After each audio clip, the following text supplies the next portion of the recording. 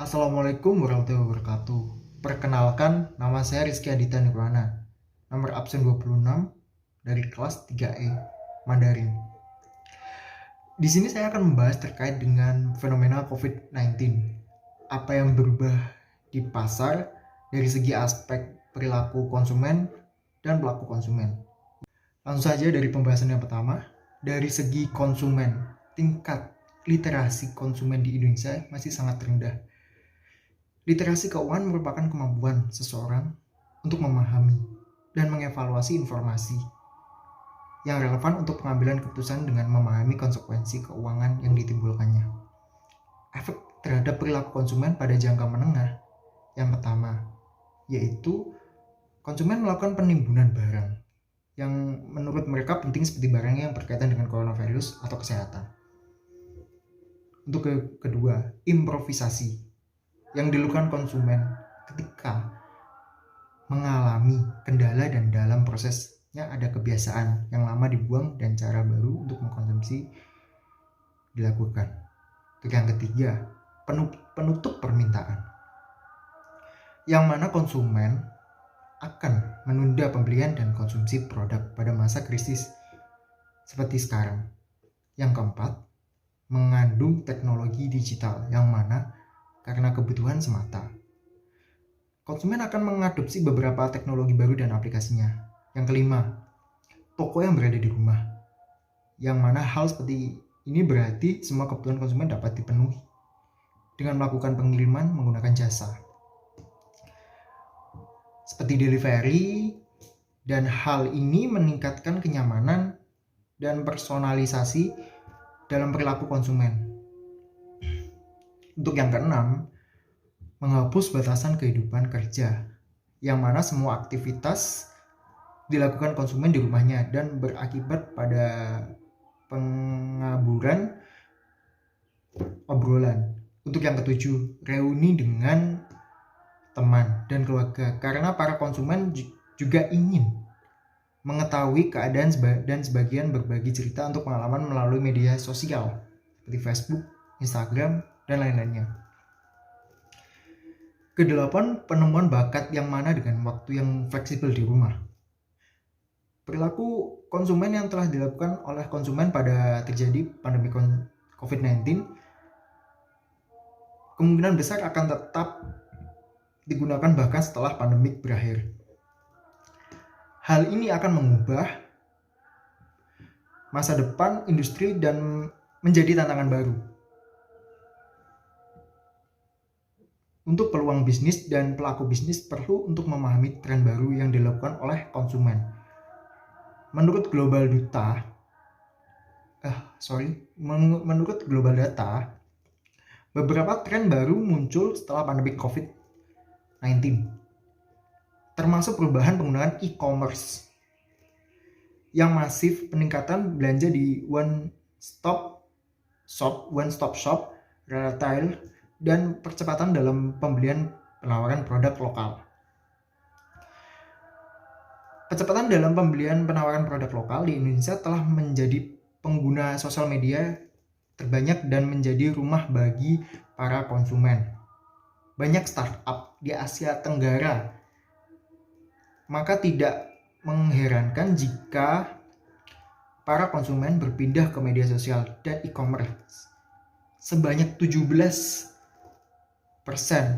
sampai 37% responden dari sebuah studi mengatakan bahwa mendownload satu atau lebih aplikasi e-commerce baru dalam 2 minggu pertama sejak diberlakukan social distancing dan para konsumen menghabiskan waktu mereka untuk bersosial media demi menghindari kontak fisik, juga lebih memilih untuk berbelanja online. Hal ini ditunjukkan dengan penggunaan e-wallet melalui belanja online yang melonjak hingga 300%. Sebagai contoh, di Surabaya banyak terdapat mall, dan dengan adanya pembatasan sosial media berskala besar membuat tempat ini sepi pengunjung, yang mana kemudian para pelaku usaha ini juga menerapkan layanan belanja online dengan membuat katalog produk untuk dipasarkan melalui media sosial. Maka dengan begitu konsumen akan lebih memberi kemudahan ketika ingin membeli produk yang ditawarkan oleh pelaku usaha yang ada di mall. Perubahan cara belanja juga diterapkan pada pasar tradisional Surabaya. Telah ditemukannya klaster penyebaran COVID-19 di pasar menjelang perayaan hari raya di tahun sebelumnya, hari raya besar sebelumnya biasanya menyebabkan inflasi yang sangat tinggi. Dikarenakan minat masyarakat untuk berbelanja akan, tetapi mereka masih mementingkan kesehatannya daripada berbelanja secara langsung. Maka dari itu konsumen akan menggunakan aplikasi e-commerce seperti OLX, Shopee, atau mungkin Tokopedia. Hal itu bisa membatasi kontak fisik secara langsung ya. Bagian yang kedua, dari segi aspek pelaku bisnis. Di tengah COVID-19 seperti ini, penjualan secara langsung umumnya penurunan dikarenakan masyarakat lebih banyak berdiam diri di rumah. Selain itu, banyak UMKM yang memilih tidak membuka toko untuk sementara, dikarenakan masih ada pembatasan sosial berskala besar atau yang bisa disebut dengan PSBB di beberapa daerah. Salah satu cara untuk menjalankan usaha dan menjangkau lebih banyak konsumen untuk memperluas pangsa pasar yang dapat diberlakukan oleh UMKM adalah memperluas jaringan seperti sosial media, mendaftarkan tokonya melalui online market. Itu adalah merupakan salah satu cara untuk jual produk-produk secara online di saat pandemik seperti saat ini. Produk secara elektronik oleh konsumen dan dari perusahaan ke perusahaan dengan komputer. E-commerce adalah jawabannya. Telah menciptakan pasar digital baru dengan harga yang lebih transparan, kemudian akses pasar global dengan perdagangan yang sangat efisien. Meski belum sempurna, e-commerce ini memiliki dampak yang secara langsung pada hubungan perusahaan atau pelaku usaha dengan pemasok. Pelaku bisnis Indonesia seperti Shopee, Tokopedia, Bukalapak, Gojek, bahkan Lazada. Di era revolusi industri 4.0, para pelaku usaha seharusnya memang sudah bergerak ke perdagangan secara e-commerce yang sudah mulai bergeser. Ditambah lagi adanya pandemi COVID-19 menjadikan perdagangan e-commerce sudah menjadi pilihan yang baik untuk para pelaku bisnis untuk bisa tetap bertahan bahkan berpotensi untuk dapat menjangkau pangsa pasar baru. Di tengah pandemi COVID-19 ini, konsumen lebih berhati-hati di dalam menggunakan barang dan jasa yang dibelinya. Jadi penurunan kepercayaan konsumen terhadap barang dan jasa yang dijual oleh pelaku usaha. Selain itu, keterbatasan konsumen dan melakukan pembelian langsung juga berdampak pada berkurangnya secara signifikan jumlah pembelian konsumen. Dapat meningkatkan kepercayaan adalah salah satu kuncinya.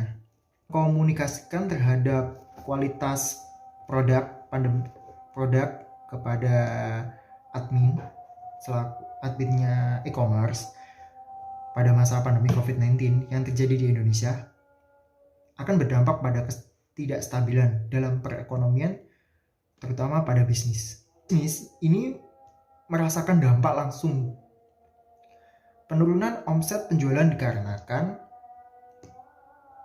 adanya himbauan dari pemerintah dan penerapan PSBB yang masih berjalan hingga saat ini menghindari masyarakat untuk tetap di rumah, sehingga cukup banyak pebisnis yang harus berhenti beroperasi untuk sementara waktu, termasuk untuk perusahaan. Pelaku bisnis dapat mengadopsi strategi bertahan yang sudah dijelaskan dan dihadapkan dapat menyesuaikan diri terhadap perubahan lingkungan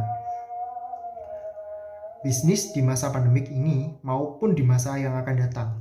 Karena pelaku bisnis itu dapat bertahan adalah hal yang erat hal yang sangat responsif dan mampu menyesuaikan diri baik dari segi produk. Sistem pemasaran dan penjualan menggunakan teknologi yang mendukung untuk bisnis. Sekian penjelasan dari saya mengenai tentang pandemi COVID-19 dan dampak dari COVID-19 terhadap pasar, terutama dari perilaku konsumen untuk menghadapi situasi tersebut dan pelaku bisnis. Terima kasih. Wassalamualaikum warahmatullahi wabarakatuh.